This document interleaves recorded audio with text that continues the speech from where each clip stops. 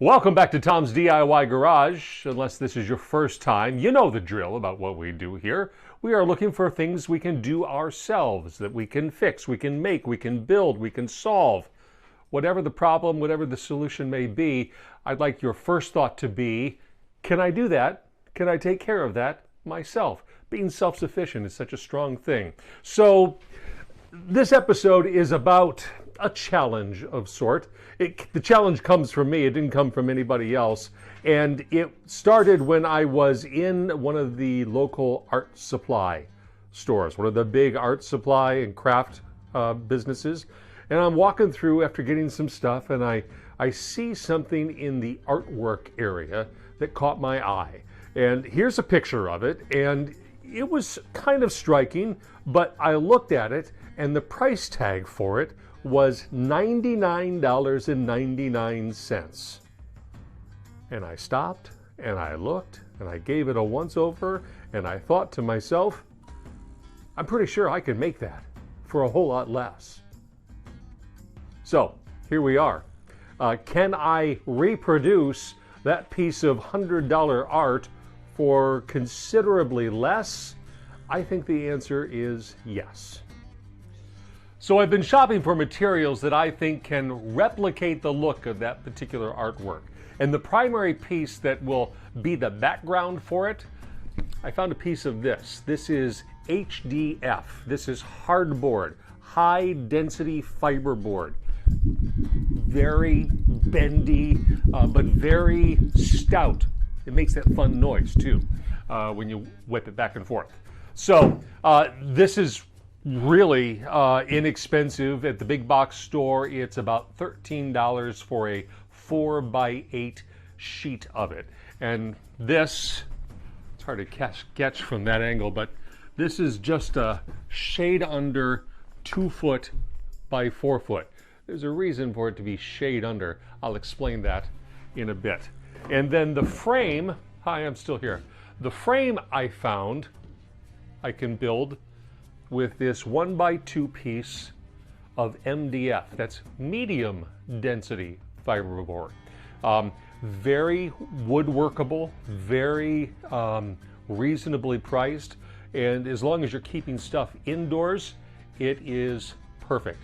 It can be painted, which is what we're going to do, but this will provide the framing for the artwork and some structural support on the backside as well.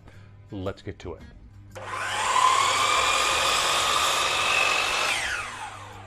I've cut the pieces for the frame out of that MDF. Two 2-foot long pieces and 2 4-foot long pieces. Obviously the end and the side of the frame. And that will go around the piece of hardboard that will be the backing, the face, the palette, if you will, for the artwork. Now, in order to fit all of these pieces together, I think the easiest thing to do is to use the table saw. And I'm going to cut a groove that the hardboard can fit into around the perimeter of the frame. Let me show you what I'm thinking about. These are a couple pieces of practice wood. This is a pass from the saw blade. This is a little piece of the hardboard, and it will fit right in there just like that and get locked in without having to tack it on to anything else. I'm going to set the saw blade at a depth of 3/8 of an inch. And then the eyes, and then the ears. Let's get started.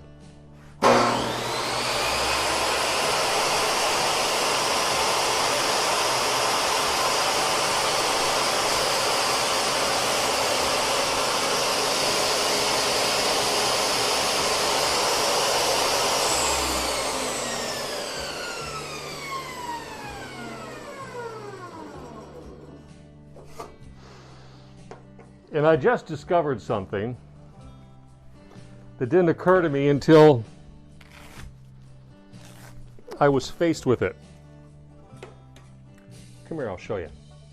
There's the groove I was cutting, 3/8 inch depth, and the hardboard sample fits in there perfectly, just what we were looking for. However, here's the problem. it doesn't cut all the way through, and the table saw has this device right there. That's called a riving, R-I-V-I-N-G knife. It sits on the other side of the blade, and it keeps pieces of wood that you're cutting separated so that they don't pinch back together and then kick back at you, which can be very dangerous. However, since I'm not cutting all the way through, the wood is bouncing up against the knife and not going any further than that. I'm gonna have to take the knife out. After a little bit of delay so I could make some holiday gifts, we're back on this project. Since then, the weather's gotten significantly colder, so more clothes. That's the explanation for that. But to the point here with our table saw, I have removed the riving knife, that element that keeps the cut pieces of wood separate so they don't kick back, and that allows the blade to cut through all the way the groove on this piece of MDF, which will be the frame for our hardboard. While we're here though, a couple of safety points.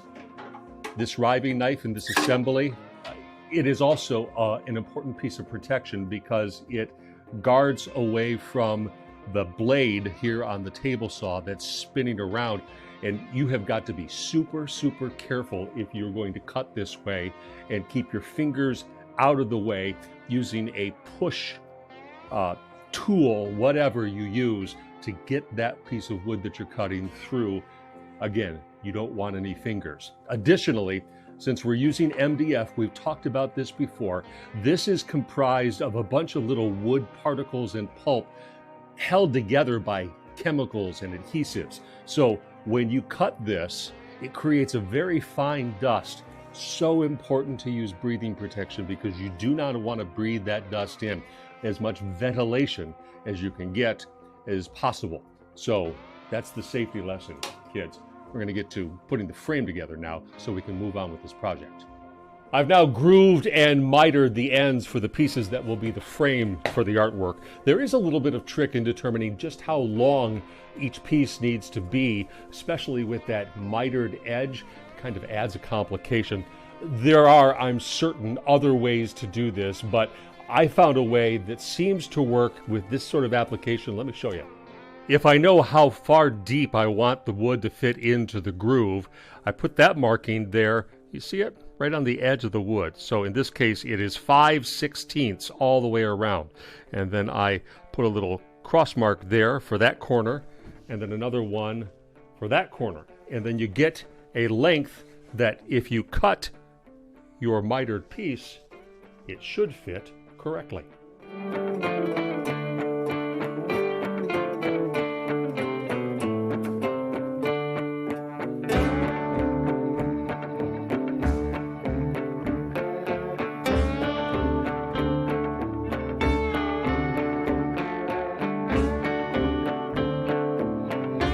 With the frame together, the hardboard sits in the groove of the frame pieces that I cut.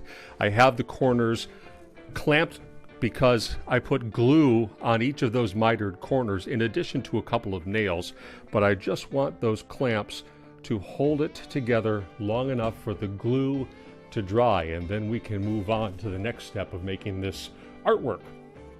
I brace the back of the frame because it's fairly sizable and that will maintain its structural integrity, and this is the space that I have to work on. I will fill it with the accent pieces cut from strips of the hardboard. It's designed and cut to fit flush with the edge of the frame. A reminder that this is the original piece that I saw that was the inspiration, and I'm going to show you a drawing of what I want to try to do, and this is Mrs. Ziska approved. I will hang it horizontally, and if you look there, that's a Z in the middle with some little accents on the side. That's what I'm going for.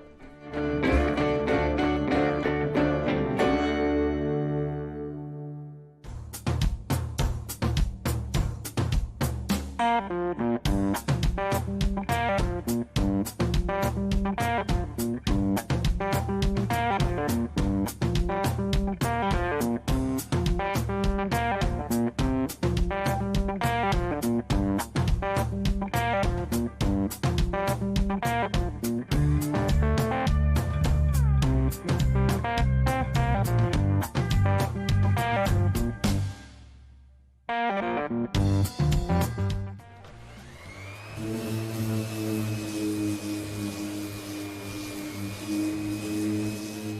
spackled and sanded all the joints here, so the surface is as smooth as I think is reasonable to expect.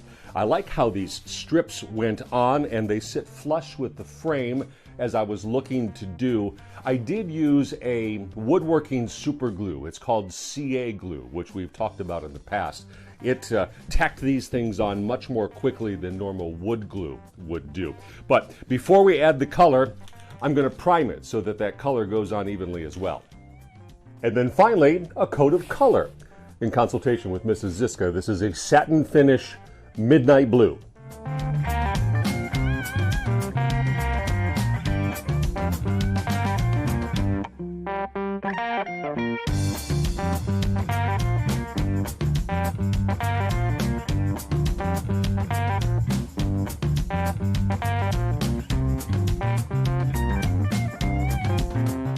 And after a couple coats of the midnight blue, the artwork is now done. So, getting the reflection of the lights above there, but what do you think there? You can see the Z stylized in the middle, and then the design flourishes on the side.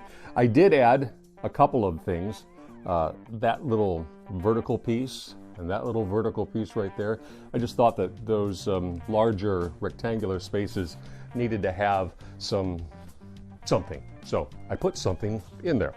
Best part, Mrs. Ziska likes it, and this will go into our office. So you'll recall this all started as me seeing something in a store that caught my eye. It's probably happened to you as well. In this case, it was a $100 piece of artwork that was kind of reminiscent of this, and I thought, boy, $100, that's a lot of money there for that. I'm pretty sure I might be able to make that, and could I? So here I did. Again, $100 at the store. My investment in this is about $22 between the hardboard and the MDF to make the frame, and then the paint as well. $22 versus $100 plus my time. But of course, that's what this is all about, is doing something creative and enjoying the expenditure of that time. I'm not going to sell this, so the couple of hours that it took me to do this over I'll call it a few hours over the course of a few days so that I could let the paint dry. Well worth it to me. And so when this hangs on the wall and if somebody says, hey, I like that, where'd you get that? I could say, hey, I made that. And that's what this is all about. So I want to move on to something else before we part ways on this particular day.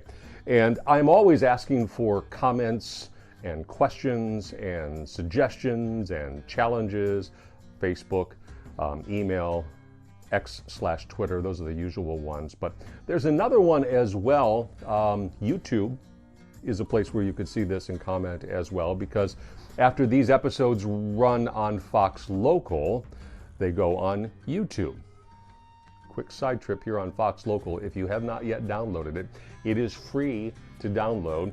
You can take Fox 26 wherever you go. All sorts of content, whether it's this show, the DIY Garage, or so many others, and weather stuff and news stuff and anything really you could want, anywhere you would want. So get it if you don't yet have it. Fox Local, free for your smart TV and your smartphone. Back to our regularly scheduled program. So I was looking at YouTube because that's where these episodes go after they appear on Fox Local, as I just said. And there are comment sections as well. And there was one comment that kind of caught my eye because it's something I've tried to be kind of sensitive about since we do these, because I know I have a lot of tools. I make no apologies because I like to make things. I like to do things for myself. And so I have a lot of tools, more than some, not as many as others. And that's going to continue as well. I'm going to set the artwork down here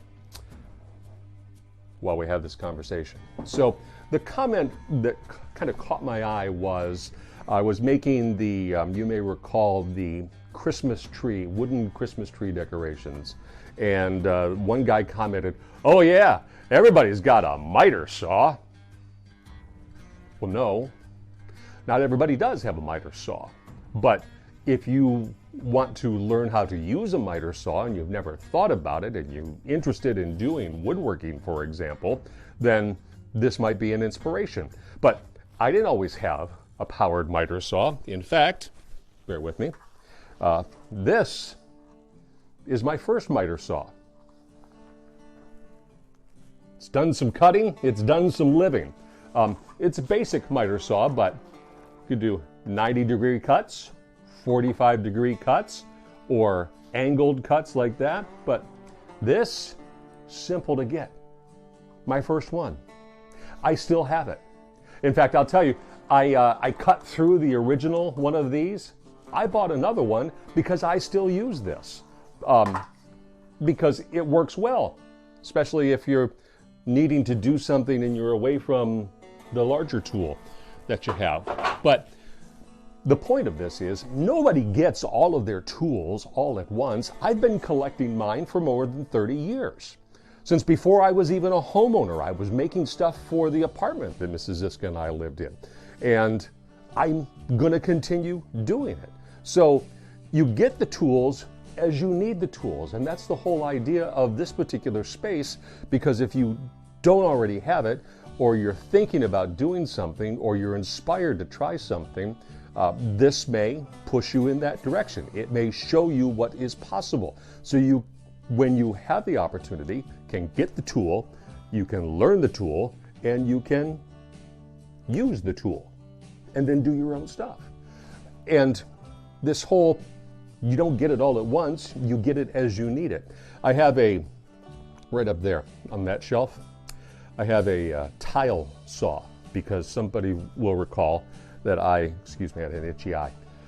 I redid the main bathroom, renovated it completely, took it down to the studs and rebuilt it in the previous house that we were in. You may recall some of that. It was the largest, most complicated job I have ever done DIY to date. Took a while, I learned a bunch of new things, but back to the saw, there was 400 square feet of tile that needed to be laid in that bathroom. And I was going to do it myself and save myself literally a couple $1,000s in labor costs. So $200-ish expense versus $2,000+ in savings. That's easy math. And that's what this whole DIY thing is about. Whether you are making something, or you're fixing something, or you're learning to do something new, this is the space where we learn to do it. And if you don't have the tool, you could borrow the tool, or you could go get the tool, learn how to use it, and do it. And you'll be self-sufficient. Maybe you save $1. Either way, you're doing something for yourself, which is what we're trying to do. We're trying to empower people. So hopefully that's something we can think about. A long-winded way to get about this, but this project is done. Let me know what you think of it. Could you do it yourself? Would you do it yourself? Let me know. Facebook, Twitter/X, the email, and every place else. So I'm gonna clean up some mess here in the workshop until we find out what the next project will be. Until that time, my friends, my name's Tom. This is the DIY Garage. Rock on with your bad selves.